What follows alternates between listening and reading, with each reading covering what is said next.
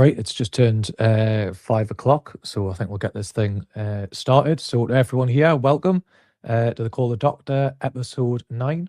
My name's Mark Belshaw. I'm currently standing in for Chris Williamson.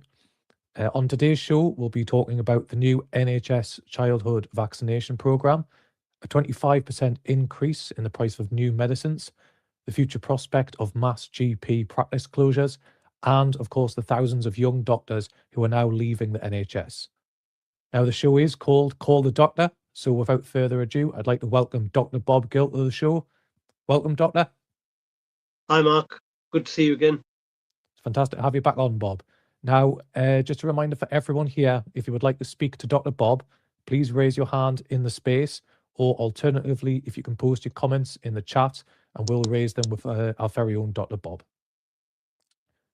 Now, first off, I'd like for us to start on the topic of the new NHS childhood vaccination programme that was announced on Friday, with a new combined vaccine free on the NHS, which will protect young children in England. Doctor, what exactly is this new vaccine for, and what exactly does it do? So, yeah, it's interesting. We shared a link from a Guardian article. The title of the article, Ignore the Skeptics, with this new vaccine, chickenpox could become a thing of the past. Now, I think that headline in itself is interesting because clearly Wes Streeting, who's been interviewed for the article, is aware of growing skepticism around the vaccine program. We've seen a big drop off in some of the childhood vaccines, and people's experience of the COVID vaccination program has significantly dented public trust in the health information coming out from government and government bodies. We also learned in the press that the advisory personnel who were fronting up the public health messages during the pandemic failed to declare £200 million of funding, which is coming from the private sector, to promote the whole handling of the pandemic and the vaccine rollout. So clearly, when public trust is on the line, headlines of potential conflicts of interest damage the trust in the system. Now, this new vaccine is supposedly there to reduce the ill effects of chickenpox. Well, chickenpox for the vast majority of children is a minor illness. They get a troublesome, sometimes itchy rash, but generally they remain well in themselves. Now, I've been practicing as a doctor for over 20 years. I've seen numerous cases of chickenpox, and never in all those years of experience have patients of mine who are children come to any significant harm from chickenpox. So the first question arises to me is, what is the need for this vaccine, which we're proposing to give to every child?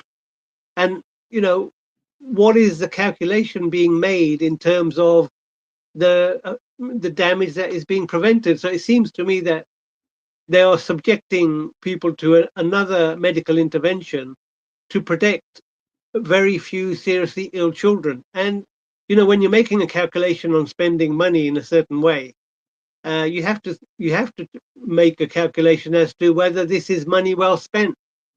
And I have significant doubts over this. The other interesting thing is they've combined the this new vaccine within the existing MMR vaccine, and that's been surrounded with some controversy and growing skepticism. So combining it with the MMR seems to me a way of perhaps boosting the reputation and uptake of the MMR vaccine. So this is a very murky issue with many unanswered questions, and the article doesn't really go into any detail. For example, was this vaccine, were the trials, who paid for the trials? Were they drug company sponsored trials?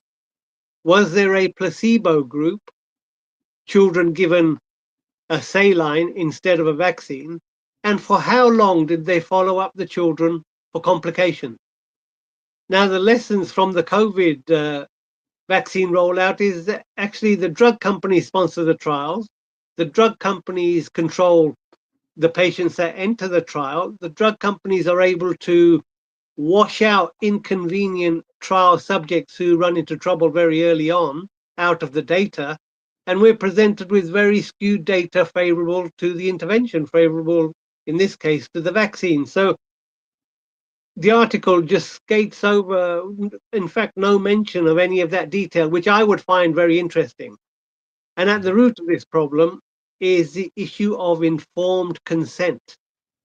And from what I've read and from what I've heard in the media is this doesn't meet the bar of informed consent because there's so little information being given to the public. And I would like to know as a parent, what is the risk of my child coming to some serious harm? And what are the risks associated with this vaccine? And none of that information is made available to the general public.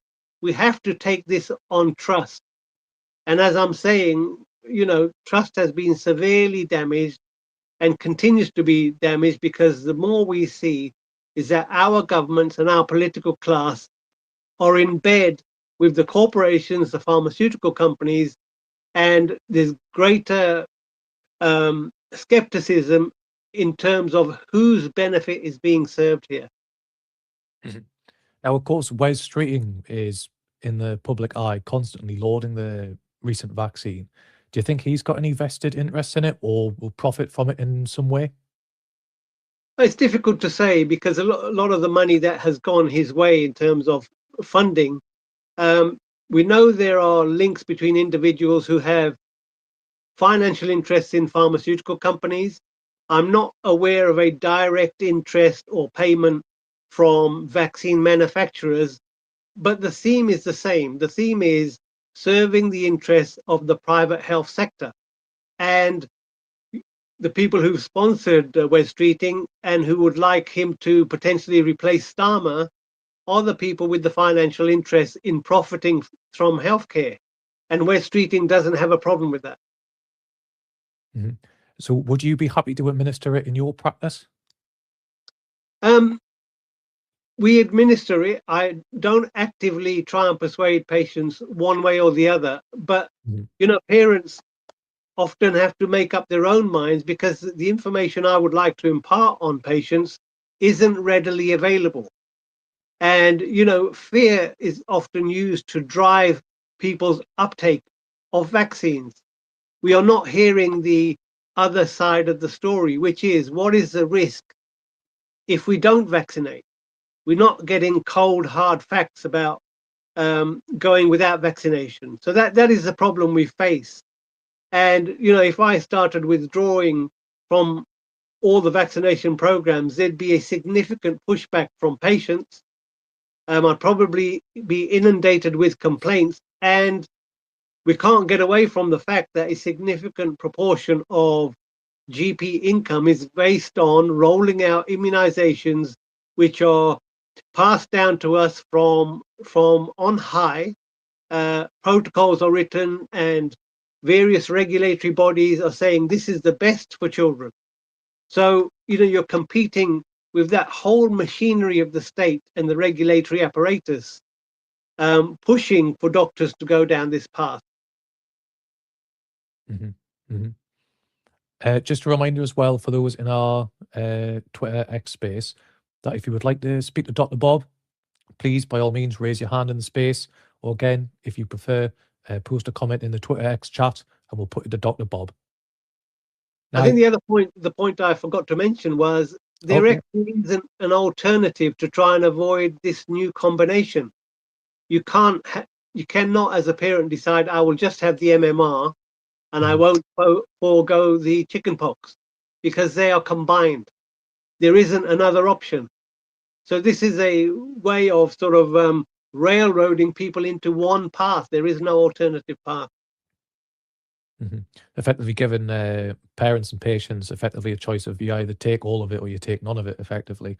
Exactly. Seems like it's given them a bit of a situation where they can't really turn it down in a way, which again, when it comes to medical options for patients, it should very well be in the patient's hands to be able to choose what it is that they're taking effectively. Would you agree? Exactly. That option is not there. It's Mhm, all of it or nothing. mhm. Now, I'd like to move on to our next topic regarding the 25% increase that the UK has agreed to pay for new medicines by 2035, uh, mainly to stop the US imposing trade tariffs on pharmaceutical products. So, Dr. Bob, what's your thought on all of this? So my initial thought is so much for the special relationship, eh? We are, the government is being blackmailed into paying more for drugs, which, by the way, are still profitable at the price that we were paying for the drug companies. So we are we are being forced, the public are being forced to subsidize the excess profits of US drug companies, uh, or alternatively face economic sanctions. Now, this is not a way you deal with somebody you've got a special relationship with. This is coercion. This is economic bullying. Hmm. And how much does our NHS currently depend on new medicines from the United States? Well, the pharmaceutical industry in the US is the biggest in the world, I believe, and a significant proportion of certainly new drugs that are off patent are purchased from the US. A lot of the drug companies are multinationals. They base themselves in the countries that offer them the greatest profit opportunities. And most of those end up in the US where they can make their biggest profits. So we are dependent on them. A lot of drug development is really concerned at the very expensive end of the whole pharmaceutical market. And the expensive end, the reason being, is the profits are the greatest. So cancer drugs and the like are very profitable to these drug companies. And once new drugs are developed and patented, then those companies have exclusive rights of production to extract the profit. Mhm. And how long is it before those patents on new medicine end? Yeah, so from what I've heard in the past, I'm not completely up to date with this, but it's 7 years. Now there are ways for drug companies to extend these patents by developing or claiming new indications for the drug. So, for example, if a new expensive drug was developed for cancer A, they might in 7 years' time say, well, we have found a use for this in cancer B, thereby Mhm, extending the patent for another 7 years. So there are tricks and mechanisms uh, that are available to the drug companies to keep the money rolling in. mhm. So it seems like it's a way to kind of capture the market and effectively monopolize key parts of the pharmaceutical market and the supply chain, where they're effectively the only suppliers of a particular drug that people are highly dependent on for, in some cases, survival. So, is there any way that we can get our medicines? Like, are we able to get our medicines from more general sources? And how dependent are we on the United States for the supply of our pharmaceuticals? So there are generic producers around the world. India is a very big generic drug producer. So we get our drugs from across the world. It's particularly novel drugs and newly licensed drugs where we're over a barrel in terms of the US. Um, and when you have a patent on a drug, and if it's a US drug, then you have to pay the price that they've now agreed to pay, to build up by 25% over I believe it's a 10-year period, so that these companies can maximize profit, as I said earlier. So it's not all new drugs. There are drugs that are developed in Europe which don't face this extreme form of profiteering. Um, but the other conversation has to be, is is the development of new and more expensive drugs the best use of the healthcare funding we have available to us? And often the conversation is fixated on new expensive developments, and we ignore at great cost all the help that preventative medicine can do. For example, improving people's diet, controlling for lifestyle factors, improving the conditions of their living, um, stopping them getting sick in the first place. That is far more cost effective on a population basis than devising more and more drugs that give you less and less extension of quality of life. So Mhm. the balance is completely off in terms of where the public would gain the most from spending public money. Mhm. It's not at the extremely expensive high end of cancer treatments. It's at stopping obesity and treating with better food and cutting out smoking and other things that would dramatically reduce the burden of on the health system. Mhm.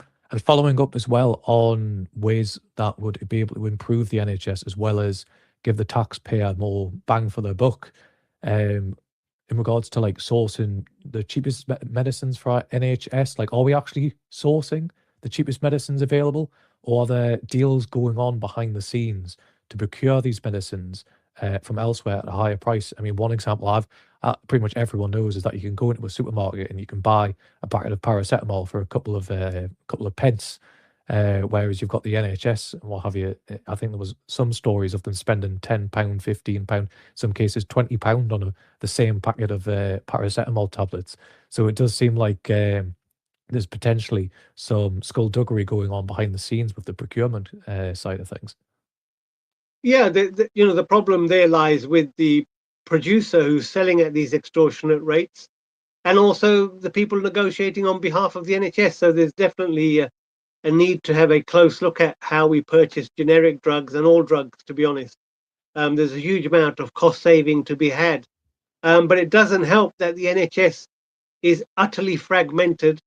A lot of the NHS procurement and purchasing, the organizational memory has been shredded out of the system because the government's priority isn't to spend money wisely, is to allow profiteering to take place. For example, you could regulate against pharma companies merging and getting rid of all their competition, because we're not working in a competitive market anymore in many cases.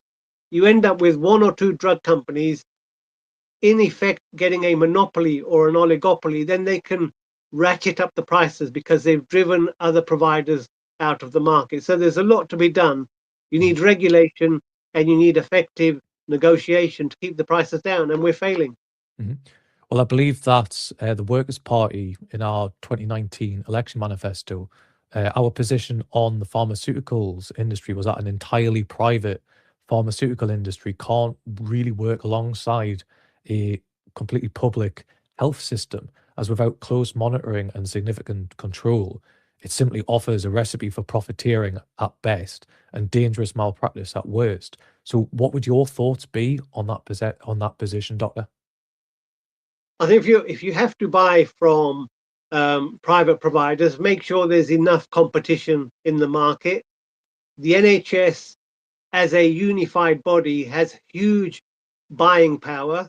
Mhm. As a monopsony purchaser, i.e., one big purchaser buying 90+% of what the pharma companies make in this country, they can really drive a very hard bargain, and we're failing to do that. So there are many ways to get more cost effectiveness out of the system.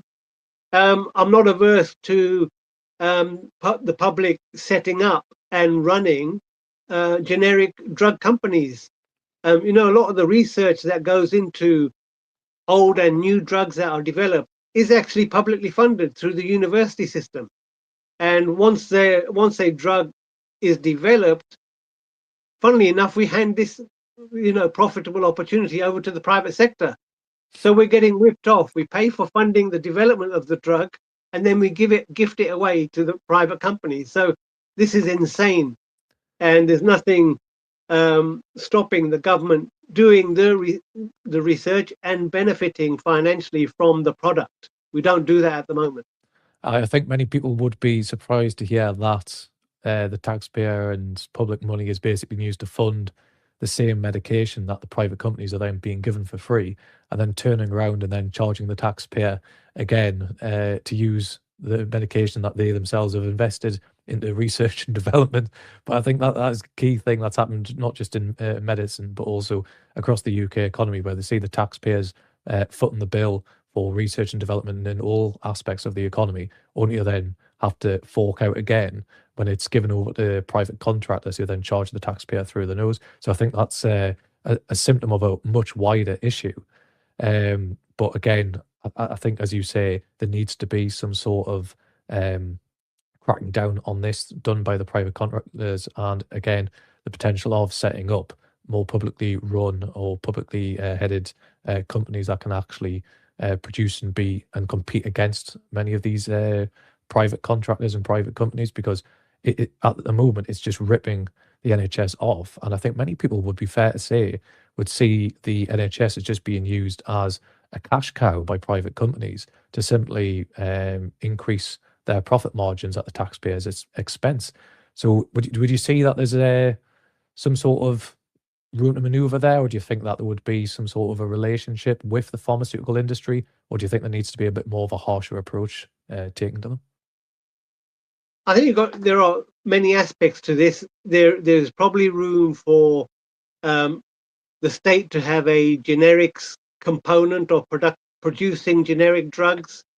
Um, as I said, you maximizing government buying power and negotiating hard with pharmaceutical companies over new developments.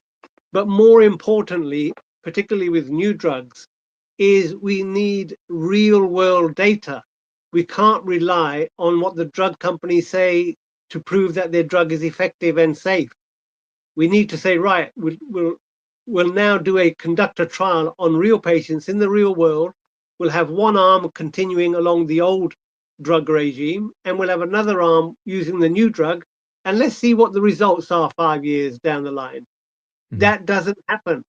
And new drugs are adopted into the system, and sometimes with tragic results. And we've seen that with Purdue Pharma and OxyContin, which drove the opioid epidemic in the US, which led to 500,000 excess deaths through drug dependency and overdose. So, there isn't much public awareness of how damaging the pharmaceutical industry can be and how corrupt it is, and how they knowingly suppress adverse and harmful effects of their drugs. Before we leave this subject, I'll give you an example in terms of how the public funds private profit. So everybody knows about Apple iPhone, but the technology used in an iPhone, 99% of that technological advancement was publicly funded in one way or another, be it through the Department of Defense in the US or university publicly funded institutions like MIT. Yet there is no return to the public purse out of the profiteering of Apple. It was just gifted away. And, there needs to be a place for publicly developed new technologies to be patented for the public benefit, not commercially gifted. Completely agree with you, Dr. Bob. And I think if people were given the choice between Wes Streeting and yourself, I think there'd be many people who'd much prefer you than the current lot that we've currently got, that are in basically the pocket of the private like contractors and companies that are ripping our NHS and our country off, to be honest with you. But just a reminder for everyone else who's in the X space at the moment, that if you would like to speak to Dr. Bob, please raise your hand in the space. Or again, if you prefer, post a comment in the Twitter X chat and we'll put it straight to Dr. Bob. But other than that, I think we'll move on to our next topic, which is regarding the mass GP practice closures that are anticipated in the future.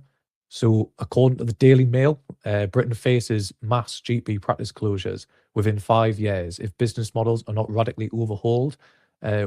Particularly, that was raised by a leading medical accountant. So, could you tell us a little bit more about this article in the Mail, Dr. Bob?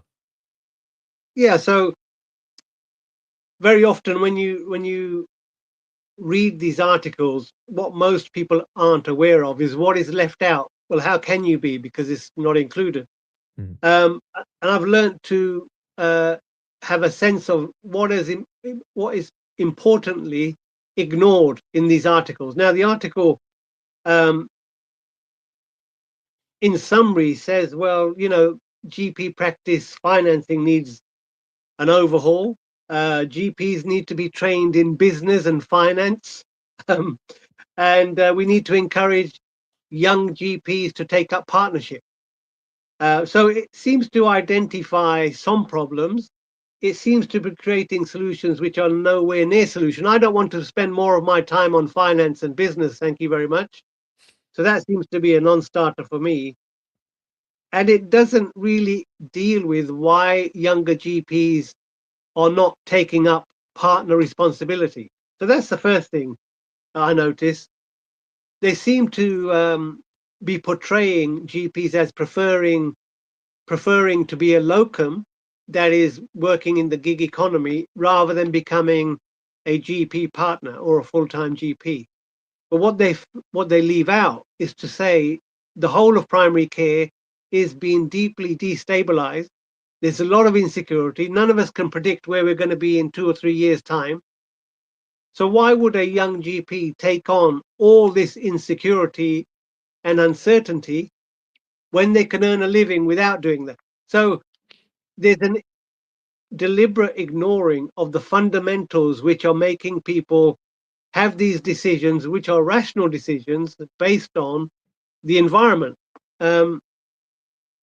They quote the Royal College of GPs, which put out a statistic that over 1,000 practices have shut in the years between 2017 and 2025, despite there being almost 5 million more patients.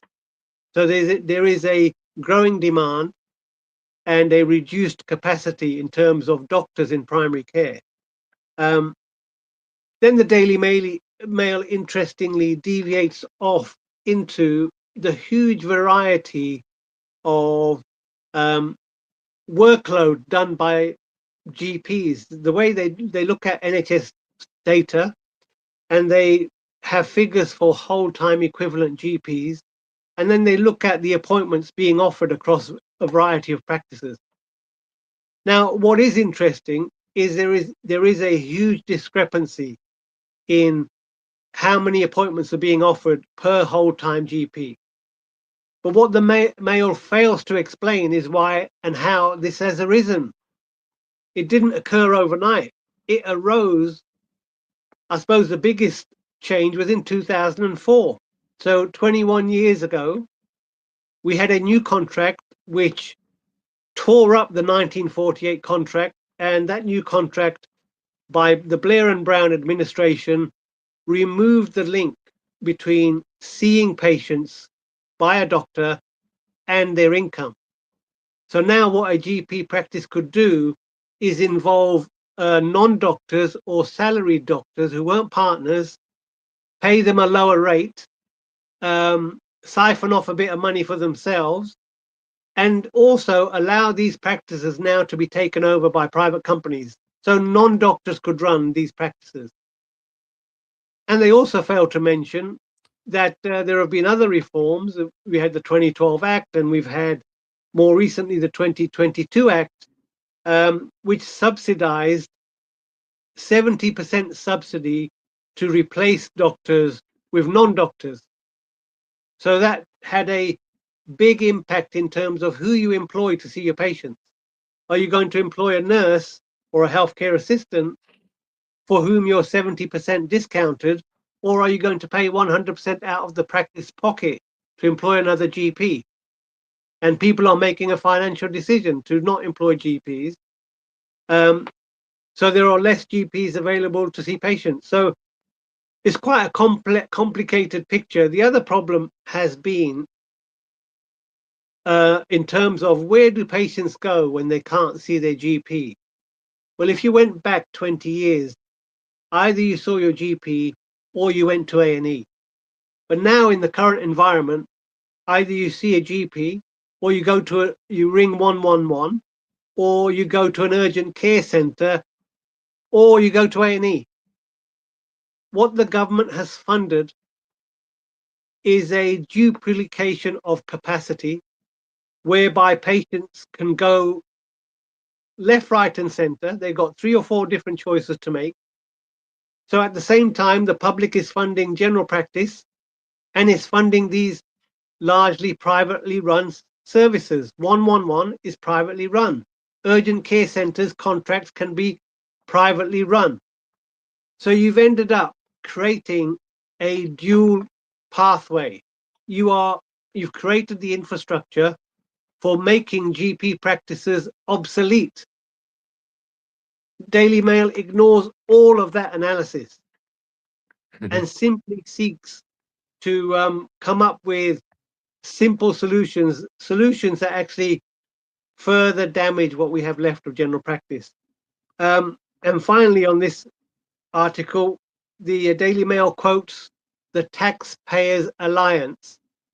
Now, the Taxpayers Alliance is funded by tax dodgers, millionaires and billionaires, to propagandize for the end of the NHS. Maybe not so blatantly, but that's what they are pushing for. They are supporters of the privatization agenda. And their proposals are really to make what is now a dysfunctional, fragmented, overlapping, sometimes duplicating system, very expensive system, by overhauling it and bringing in more complexity and bringing in more opportunities for private providers to take up care, and further fragmenting what is left of continuity of care with your own GP. Yeah. So the proposals they make is, well, if you can't see a GP, you go somewhere else. And what we are being nudged towards is, well, why don't we have a company running these practices where they can share staff and you can go to different branches of the same company providing primary care? That is the purpose of this article. That is what we're being nudged towards. And the history of how we got here has been airbrushed out. I think it is very much a slow death of the NHS. And of course, I think many people seem to think that privatization of the NHS will happen overnight. But if you look at many of these companies and many of these people who've got vested interests in privatizing the NHS, they have every incentive to drag it out as slowly as they possibly can and privatize it piecemeal by piecemeal, because they're able to get the taxpayer to effectively fund that privatization of the NHS and rip them off, even more so than they already have, by getting the taxpayer to pay for it, getting private contractors, charging extortionate rates. Again, like you say, in regards to the primary care, where you're having different companies, like you say, 111 is now being run as effectively a private company that's being contracted out. Like that's the level of things where people probably aren't even aware that those services have been privatized. So on the flip side of that, though, what would be the ideal model of NHS practices, and what would you like to see being implemented? I think the single stroke thing you need to do is renationalize and stop outsourcing all these contracts. Have a look at where the duplication and the fragmentation is, and undo the harm of all of this that has gone on for 30, 40 years. All the incremental change has gone to replace something that was very rational to something that is irrational and expensive. So, the system we had was working perfectly well. It lacked resource, but it was working perfectly well. It was copied in other countries. You had experienced doctors being the first port of call, and then making a judgment as to whether the patient needed further treatment or assessment. So you had very experienced triage, and you had triage by somebody who invariably knew you. That has been abandoned. Now you're more likely to see somebody unqualified or speak to somebody over the phone, unqualified, looking at a computer algorithm. And it doesn't take a genius to work out that that's going to cause a lot more risk to the patient, and you're increasing the cost. So this is a lose-lose for the public. We need to restore what we had. Definitely, definitely. Hi, there's a comment in the chat actually. I'll just read it out. It's saying it's from S. Yeah, And if it you'd like says, to raise that, yeah. Okay, so sadly, the GPs in UK are useless, only pushing the typical meds as recommended by Big Pharma in cahoots with public health recommendations. Likely, most people go abroad for diagnosis. That's the life-saving option. That's the comment. I don't know if Bob wants to add anything to that. Yeah, I mean, Bob, what's your opinion then on the likelihood of people going abroad then to seek medical services, but that would be potentially cheaper, or the fact that they're just waiting for a GP or a doctor that's not really going to be there for them? Like is that an alternative that people will have the opportunity to have?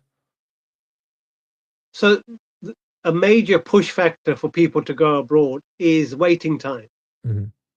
It's not so much that there's a breakdown in trust. The comment, I think, exaggerates the extent of the sort of health tourism out of the country. But certainly, if you're on a waiting list and you know you can get a scan quite cheaply abroad, it's very tempting to do that. But there's no guarantee of the quality of the result you're going to get back. So that's quality control is a problem.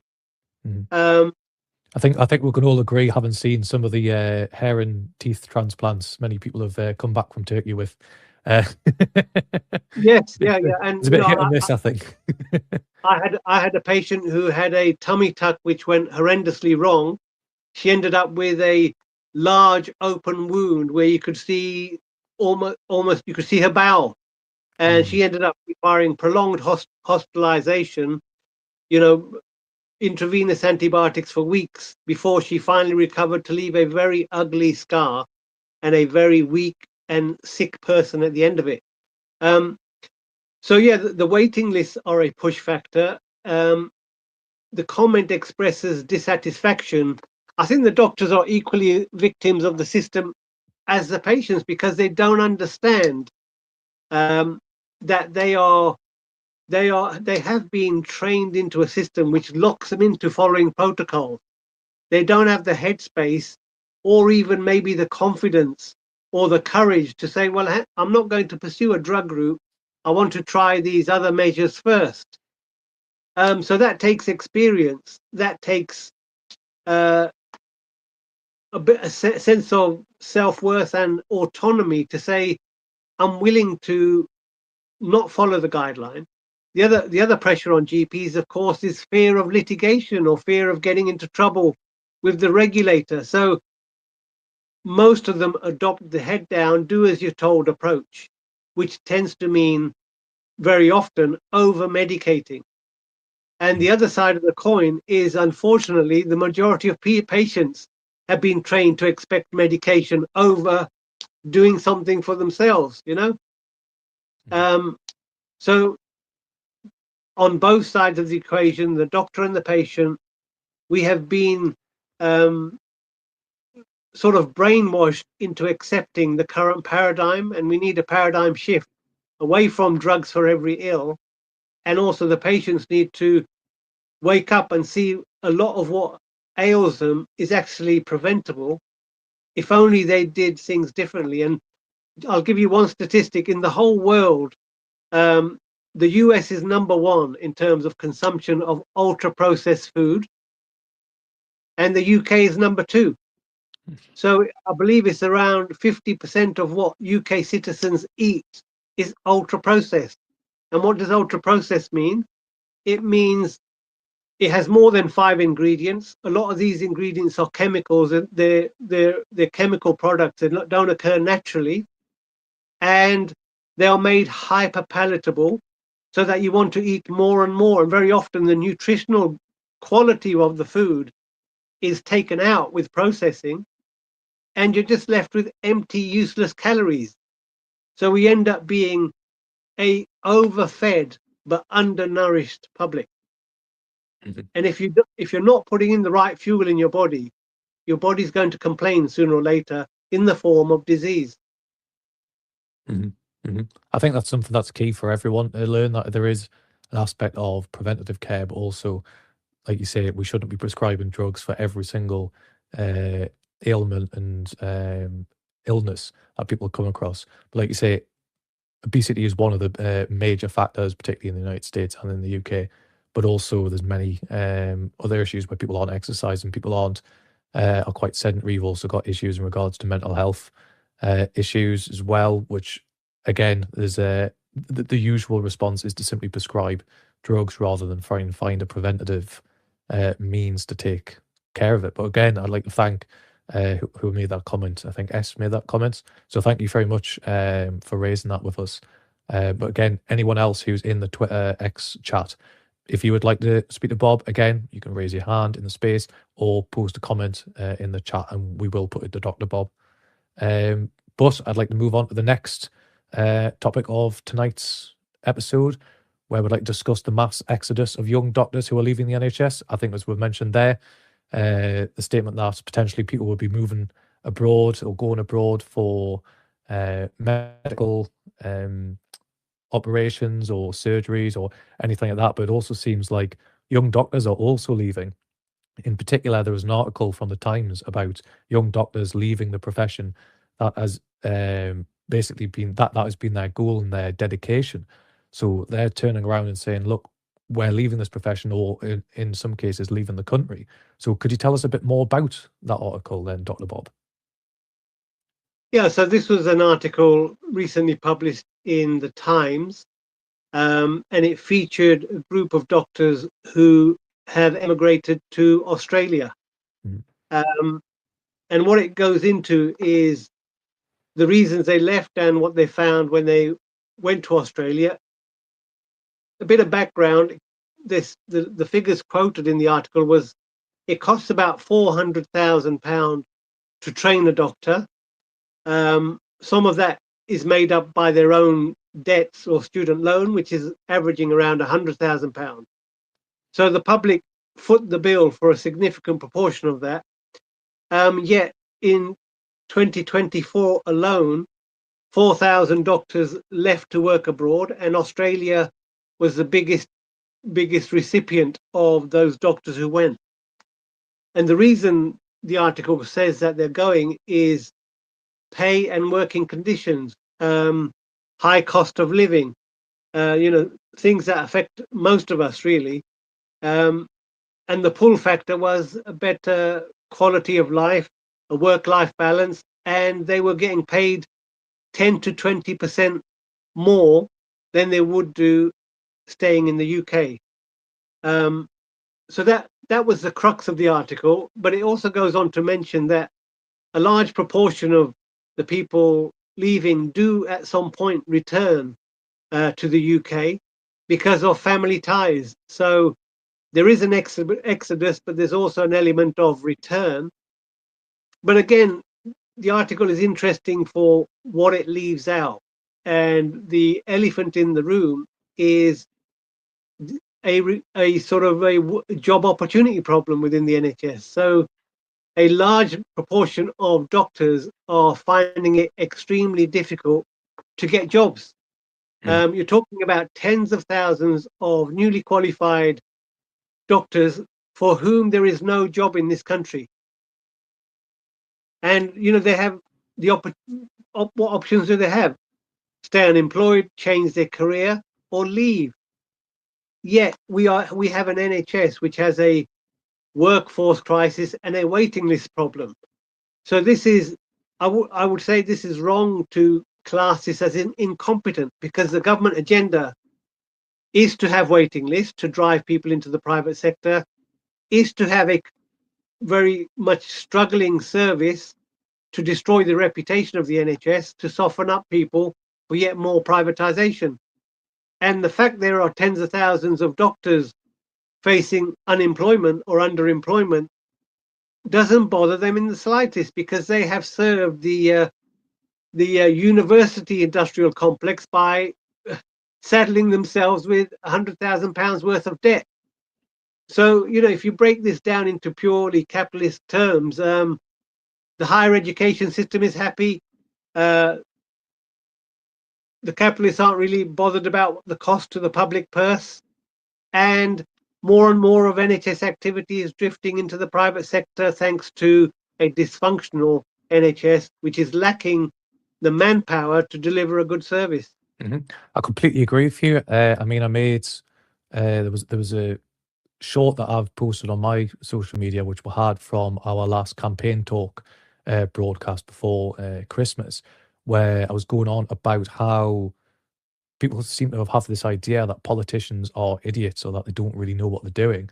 But the fact is that they do know what they're doing, and whether it's in regards to the military industrial complex or whether it's in regards to tech and the surveillance systems that are being put in place, or it's in regards to the NHS, they are knowingly spending exorbitant amount on private contractors and on private companies who are basically fleecing the taxpayer for all that they're worth, while also implementing policies that effectively privatize the services and the functions of state that, quite frankly, shouldn't be being privatized, but they're doing it on behalf of their donors. They're doing it on behalf of private contractors, private companies, all for the benefit of that. These politicians, when they leave office, they're probably going to get a nice, cushy 6-figure, 7-figure salary job.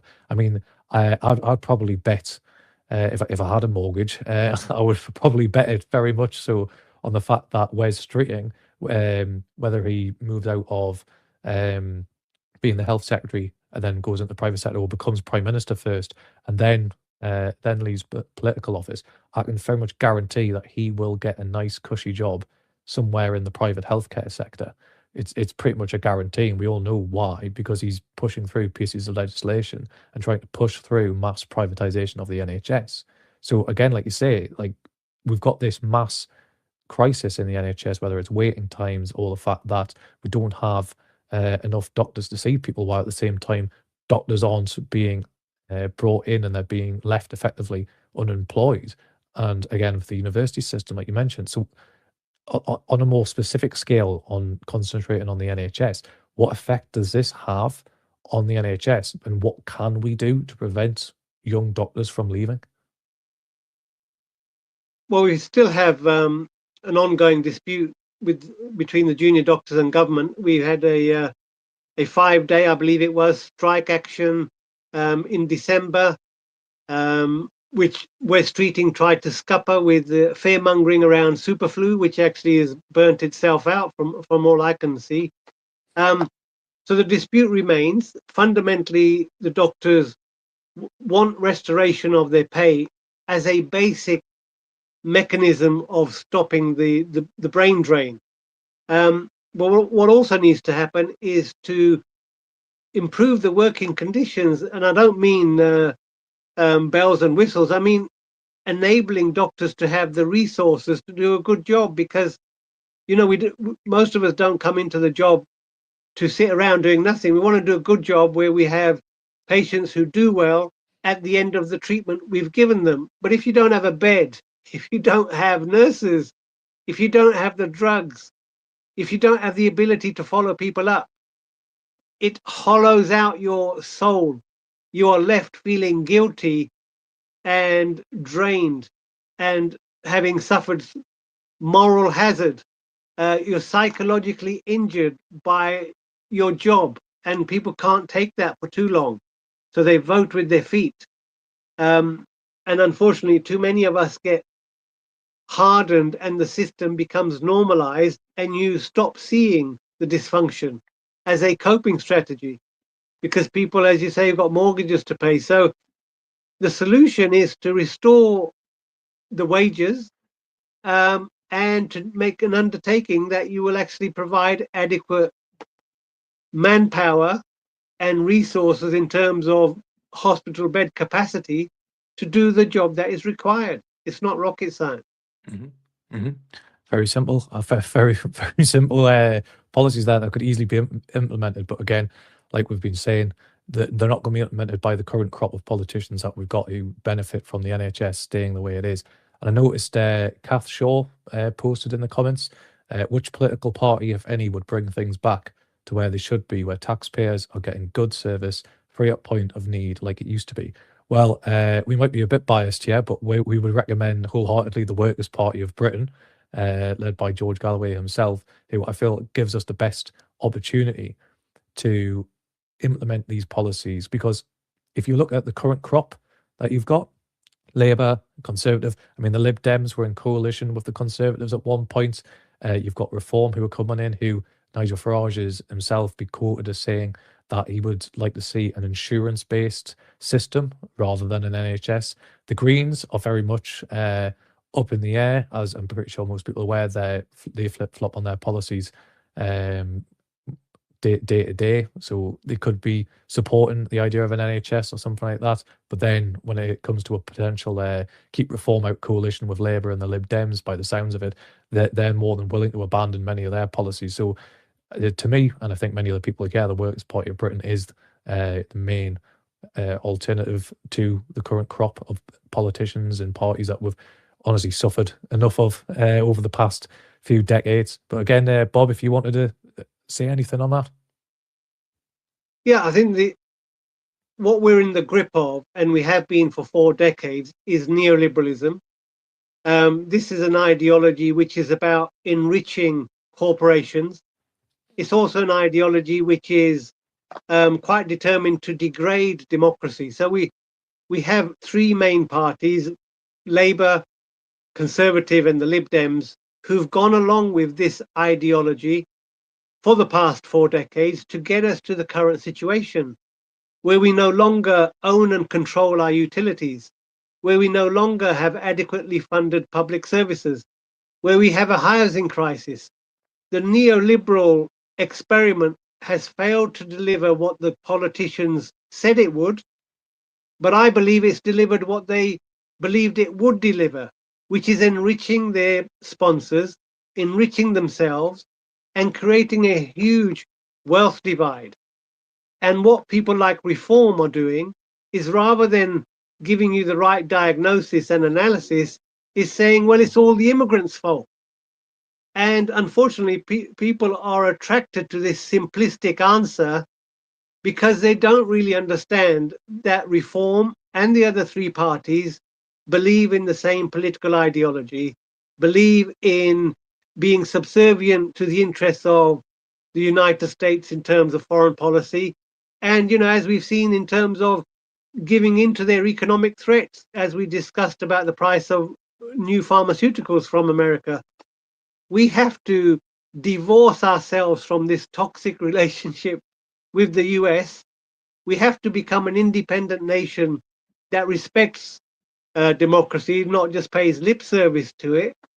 And I believe the only way to get there is to get a genuine broad left alliance which can spell out the alternative narrative, which so far, other than only the Workers' Party, is able to spell out clearly what is needed. And as you say, the Greens and your party are still quite wishy-washy on what needs to be done. And it's quite simple. Do you want the country run for the benefit of the vast majority of the people? Or do you want it run for the narrow interests of corporations, billionaires, and oligarchs and the City of London? Because if you don't know now, after 40 years of that experiment, you will never know. And be careful not to fall for the undoubted charms of a snake oil salesman in the form of Nigel Farage. Couldn't agree with you more, Bob. And again, thank you, Kath, for posting that comment there. Again, a reminder, if you would like to speak to Dr. Bob, please raise your hand. Or again, if you prefer, post a comment in the Twitter X chat and we'll put it to Dr. Bob. So finally, we'd like to move on to an article from the Mail about scientists who advised the government about COVID. Would you be able to give us a little bit more information on this one, Dr. Bob? Yeah, I don't think we need to spend too much time on this, other than to say that it was revealed recently that the advisors to government on their SAGE committee, if you remember, this was a committee set up supposedly to advise government on how to handle the pandemic. Collectively, the members of that committee received £200 million in funding to their institutions, to them personally, in some form or another, that be that funding for future research or funding for their institution, which was undeclared. Now, I think the public have a right to know who are paying people put up to gain public trust and to advise us on how we manage our health. Because if I'm served up somebody from a drug company, then I will have to take what they say with a big pinch of salt. But if these other people, supposedly independent, turn out to be not so independent, well, I think that's a betrayal of the trust, and it's doing irreparable damage to trust in professionals who are forced to follow the advice and diktat of these appointees. Mhm. Well, I think as well, you've got to keep an eye not just on where they have come from, but where they go. For example, you get many instances where people who are on independent panels, or you've, for example, if you have the military, for example, where you've had people who have been said to be independent, helping to make decisions in regards to procurement, and then a couple of years later, once they've resigned from that position of quote unquote being independent, they end up working in the private sector for the same companies that they were supposed to be regulating or supposed to be providing independent opinions on. So it's very much a case of many of these people do still slip through the net. And I guarantee you that many of these people will have some contact or will use the influence that they have in these independent positions to effectively feather their nests. So once they jump ship or once they retire, again, same as the politicians, they're more than willing to use their political and public powers to, again, feather the nest and get a nice 6-figure, 7-figure salary job once their time comes. So do you think that there's anything that we can do to prevent that sort of thing from happening? And is this the sort of, like, more specifically, a big pharma influencing most of the things that are going on in our NHS? Yeah, I think anybody in high public office, particularly ministers of state, it is not beyond reason to say you cannot serve in any private interest for 5 or 10 years after leaving office. Now, that would completely destroy this revolving door situation we have at the moment. So, career politicians come in, serve, develop a notebook of contacts, and then that becomes a tradable value in subsequent jobs. They don't have to have any expertise whatsoever, but they know how to connect to positions of power within government after they've left office. And this is selling out democracy. It's selling out any sort of element of untainted policy making, because ultimately this is a way of corrupting the whole system. Mhm. Spot on, spot on. And again, just want something from you, Dr. Bill. What would be your final closing remarks to this broadcast? I'd say take an interest in what we're being fed through the newspapers and the mainstream media. Very often they're trying to persuade us of a particular narrative, which is the NHS is failing and this is by some, act of God. And to be mindful of what they're leaving out of the story. And what they're leaving out is this has been a deliberate betrayal of the public interest by our political class over 4 decades to get us to this point and make us comply or agree with a further transition to the American system. We need to be vigilant, and we need to wake up and take some action ourselves in terms of becoming vocal in local groups or in unions, or becoming politically active, or at a bare minimum share some of what we've been producing to inform others. Right. Well, thank you very much, Dr. Bill, Dr. Bob Gill. And I'll be honest, I think everyone here appreciates your expertise and appreciates the time that you put in to the research and effort that you put behind this broadcast. So again, I'd like to thank you. And again, as well, I'd like to thank every single person who's tuned in tonight and engaged with our NHS Twitter X space. If you enjoyed it, share this space far and wide amongst your family and friends. And again, if you missed the start of our Twitter space, you can watch it back at 9 p.m. Tuesday on the Workers' Party YouTube, Rumble, Facebook, and Twitter X. Again, join us on 5 p.m. next Sunday, where our regular host, Chris Williamson, will be back again with Dr. Bob. Again, Dr. Bob, thank you so much for being on this broadcast, and thank you all for tuning in.